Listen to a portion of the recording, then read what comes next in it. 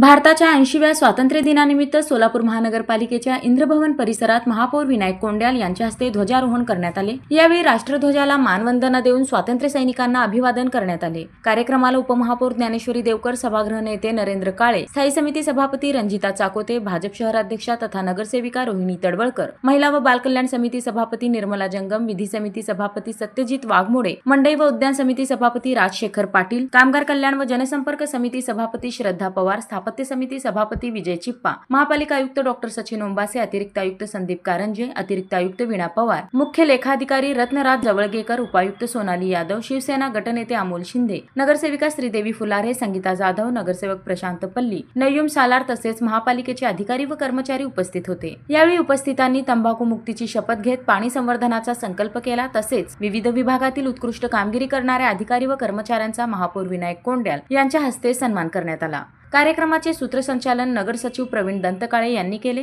यावेळी महापौरांनी सर्व सोलापूरकरांना स्वातंत्र्य दिनाच्या शुभेच्छा देत शहराच्या विकासासाठी सर्वांनी एकत्रितपणे काम करण्याचे आवाहन केले। शहरवासियांनो, सर्वांना स्वातंत्र्य दिनाच्या मनपूर्वक हार्दिक शुभेच्छा देतो।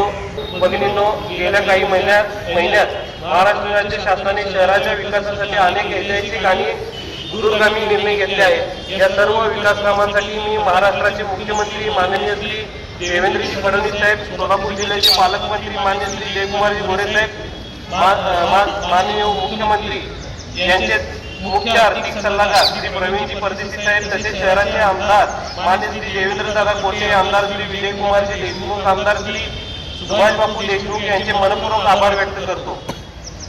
त्याचबरोबर या योजनांसाठी पाठपुरावा करणाऱ्या महापालिकेतील सर्व पदाधिकारी, अधिकारी आणि कर्मचाऱ्यांचे विशेष अभिनंदन करतो।